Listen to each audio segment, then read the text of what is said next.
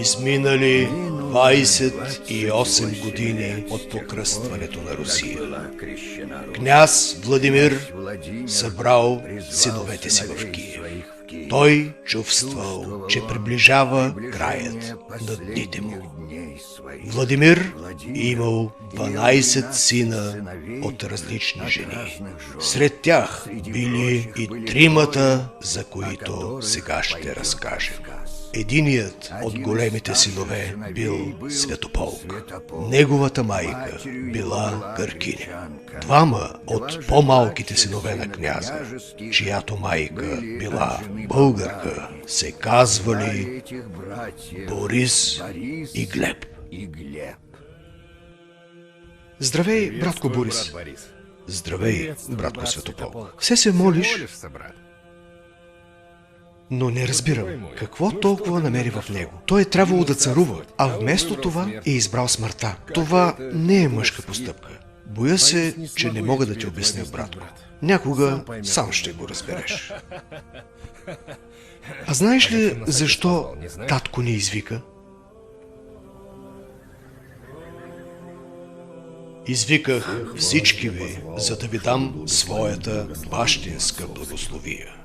Мили мои синове, чувствам, че ме настига смъртна болест. За приемник на властта оставям Борис. Престолът в Киев ще бъде негов. Амин! Амин! Амин!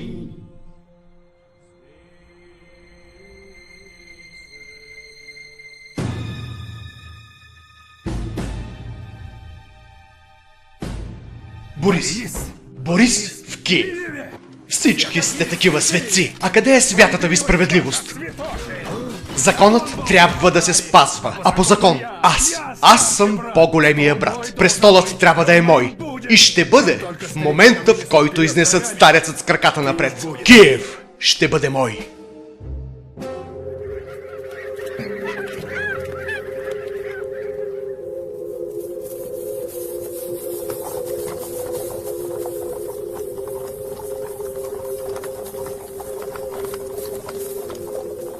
Колко странно, княже. Вече трети ден сме в половецката земя и единственото, което срещаме, са изоставени огнища. Да, странно е, Богославе. Странно е. Сърцето ми усеща приближаващата беда. Княже! Трябва да се върнеш в Киев! Баща ти Владимир почина! А Святополк вече приближава стените на Киев. Наши доверени хора твърдят, че е намислил да те убие.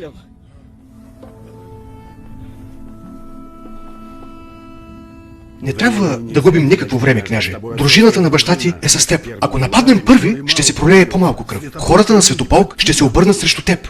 Не, против брат си няма да тръгна. И как така, Борис? Хората от Киев искат да видят теб на трона. Ето ти, Богославе, вече си зрял мъж, а не можеш да разбереш моето сърце. Няма да пролея кръвта на брат си Святополк само заради един престол. Държи се като жена, а не като княз.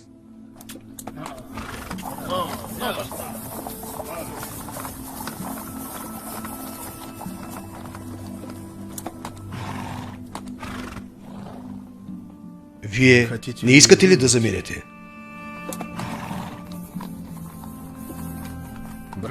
Братко, защо ни обиждаш така?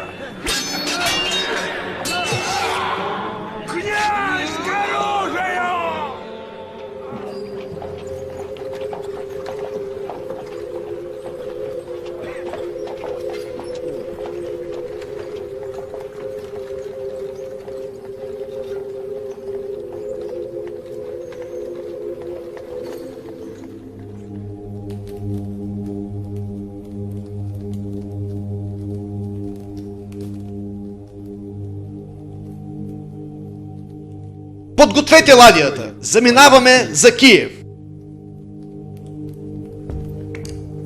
Не мога да разбера защо, но сърцето ми тъжи за Борис.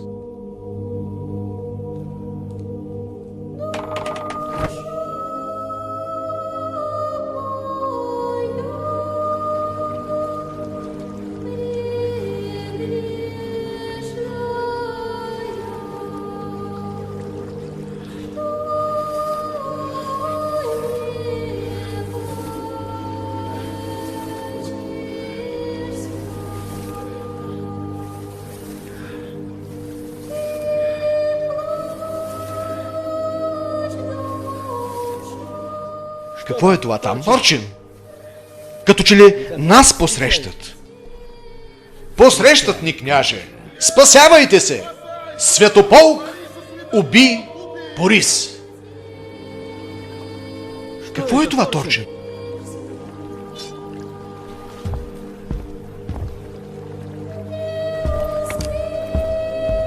Това не е убийство, мили мои братко. Това е касапница.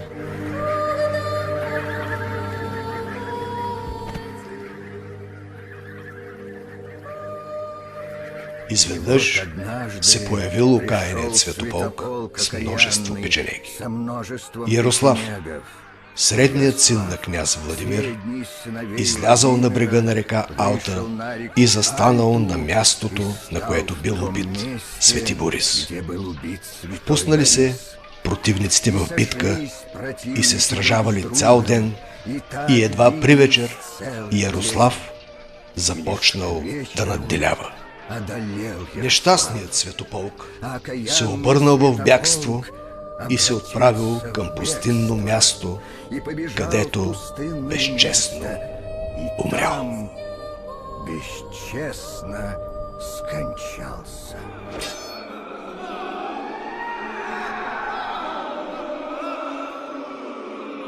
Остави го. Защо ми е да го оставя? Трябва да го подложа на мъчение. Остави го. Той е наш брат.